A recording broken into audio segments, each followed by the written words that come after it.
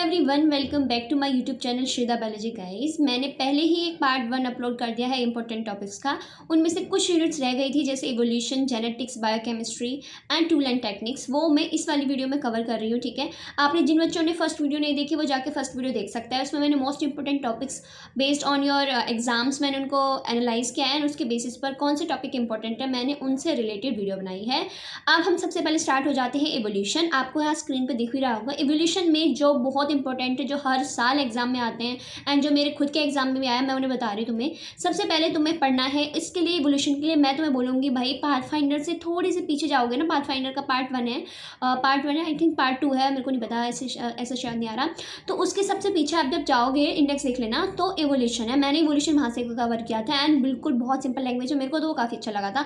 तो देखो genetic drift वहाँ से पढ़ लेना, genetic drift, natural selection, bottleneck effect, इनसे क्वेश्चन आते हैं बहुत ज़्यादा रिपीटेटिवली। अगर जो बच्चा PYQ लगा रहा होगा पता होगा उनको। ठीक है, जेनेटिक ड्रिफ्ट से बहुत सारे क्वेश्चंस आ जाते हैं। नेचुरल सिलेक्शंस क्या होता है, और सबसे इंपॉर्टेंट है कि जो भी थ्योरी है, जितनी भी थ्योरीज दी हैं आपके साइंटिस्ट ने, उनका नाम तुम्हें याद रखना। नेचुरल सिलेक्शन किसने दिया था, पेंसपर्मिया की थ्योरी किसने दी थी।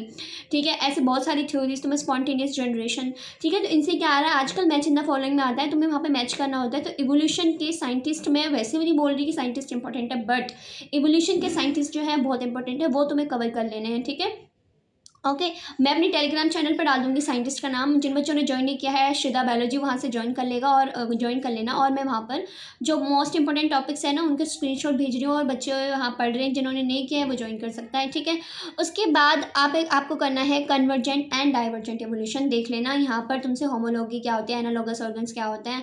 ठीक है, कन्वर्जेंट का एग्जाम्पल तुमसे पूछ लेंगे, homology and homoplasy. Divergent evolution, इनसे क्वेश्चन आता है, एग्जाम्पल दे देंगे, आपको बताना है ये कन्वर्जेंट है, डाइवर्जेंट है, जो भी है। ठीक है, ये पढ़ लेना पाथफाइंडर से। और मोड ऑफ नेचुरल सिलेक्शन, ये बहुत इंपॉर्टेंट है। मोड ऑफ नेचुरल सिलेक्शन कैसे, डायरेक्शनल होता है, डिस्ट्रप्टिव होता है एंड स्टेबलाइजिंग होता है। ये पाथफाइंडर से, इनके 3 कर्व है, इनके एग्जाम्पल क्या है वो पढ़ लेना। और जो मेरे एग्जाम में आया था that is horse evolution. Horse evolution से पिछले साल भी क्वेश्चन आ रहे हैं, बहुत सारे साल में, लाइक ड्यू पहले ड्यूटी होता था उसमें भी आते हैं, BHU में भी आते हैं।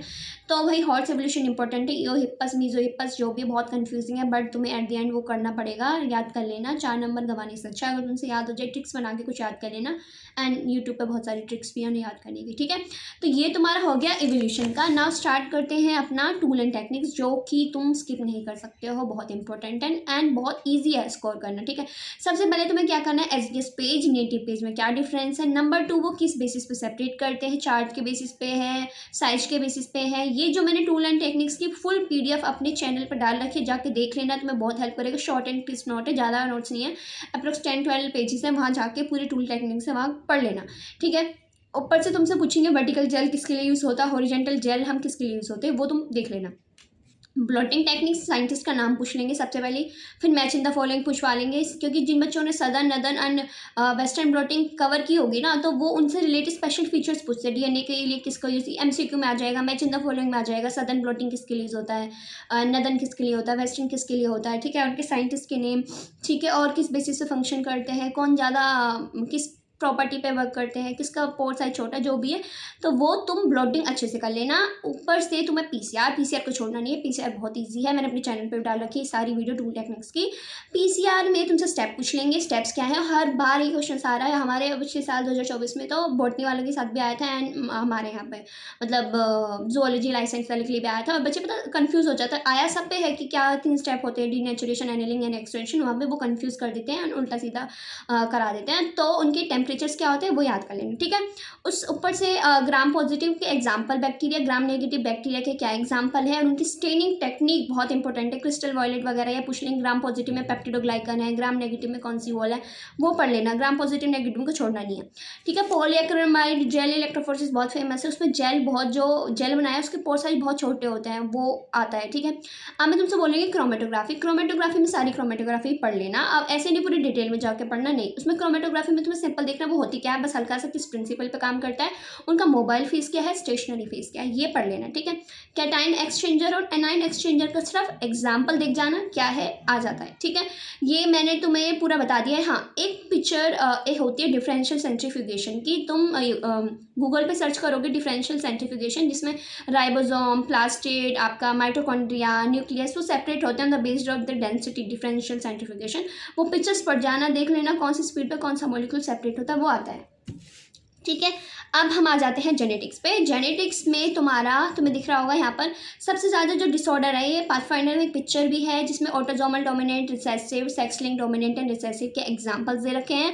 अगर नहीं मिलता है, मेरे टेलीग्राम चैनल पे मैंने डाला है, वहाँ जाके देख सकते हो, उनके एग्जाम्पल पढ़ के जाने, जैसे सिकल सेल एनीमिया किसका है, सेक्स लिंक डोमिनेंट है, ऑटोजोमल डोमिनेंट है क्या है, फिनाइलकीटोन्यूरिया क्या है, ठीक है। ये जो है ना आपको, और ये जो भी डिसऑर्डर्स है ये तुम्हें पढ़ के जाने, ठीक है। ऑटोजोमल डोमिनेंट के एग्जाम्पल, रिसेसिव के एग्जाम्पल, सेक्स लिंक डोमिनेंट के एग्जाम्पल, ये सब पढ़ के जाना है। ऊपर से जो साइंटिस्ट है इसमें भी इंपॉर्टेंट, जैसे ट्रांसफॉर्मिंग प्रिंसिपल किसने दिया था, ठीक है। और आपके जो भी कौन सा है, बहुत सारी जो प्रिंसिपल, ग्रिफिथ का एक्सपेरिमेंट था तो उसका प्रिंसिपल क्या था, तो उनके जो जेनेटिक्स में जो साइंटिस्ट के नेम है एनसीईआरटी से पढ़ लेना, ठीक है। वो वहाँ पर साइंटिस्ट के नेम के लिए मैं बोल रही हूँ, वहाँ से एक बार देख लेना, ठीक है। और बार बॉडी का थोड़ा सा कॉन्सेप्ट पढ़ लेना, बार बॉडी क्या होती है, एंड अगर आपके पास 3 में एक्स क्रोमोसोम है तो बार बॉडी कितनी बनेंगी, ठीक है, 2 बनेंगी। ऐसे तरह के क्वेश्चन पूछ लेते हैं, ठीक है। अब आ जाओ तुम्हारे डिसऑर्डर जो बहुत इंपॉर्टेंट है, जिसमें तुमसे हर बार मैच इन द फॉलोइंग में अब की बार भी आ जाए तो कोई वो बात नहीं है, क्योंकि तुमसे मैच कराएंगे, एलिन फेल्टर के कितने में से मैच करो, उसके पास कितने क्रोमोसोम है, डाउन सिंड्रोम्स के मैच करो, ट्राइजोमी किस में हो जाती है, ठीक है, और टर्नर सिंड्रोम, तो ये पढ़ो, उनके क्रोमोसोम का पैटर्न देखो और उनसे मैच इन द फॉलोइंग में क्वेश्चन आता है, आएगा, ठीक है। उससे ऊपर से देख लेना रिकॉम्बिनेंट फ्रीक्वेंसी, लिंकेज क्या होता है, उसका मैक्सिमम रिकॉम्बिनेशन फ्रीक्वेंसी कितनी होती है, 50%, ये तो हर बार क्वेश्चन रिपीट होता है, ठीक है।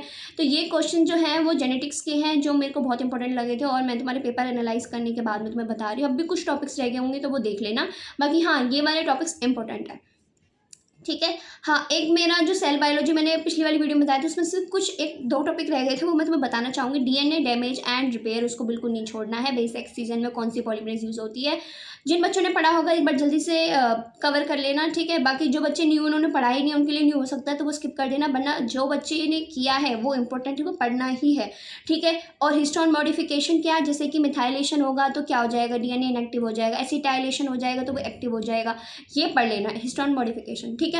और तुम्हें यहाँ पर अब रहता है तुम्हारा बायोकेमिस्ट्री, ठीक है। बायोकेमिस्ट्री में तुम्हें ज़्यादा स्ट्रक्चर्स पे इतना ज़्यादा फोकस नहीं देना है, ठीक है, कि पूरे स्ट्रक्चर्स पढ़ रहे हैं, मेन टॉपिक्स और क्वेश्चन को तुम अटेंड कर सकते हो, ज़्यादा से ज़्यादा स्ट्रक्चर एक क्वेश्चन आएगा, ठीक है, तो उसको तुम कवर कर सकते हो अगर तुम्हारे पास बायोकेमिस्ट्री के और क्वेश्चन आते हैं, ठीक है, जैसे कि Krebs cycle, electron transport chain, glycolysis, oxidative phosphorylation, ये स्टेप्स तुमने पढ़ लिए।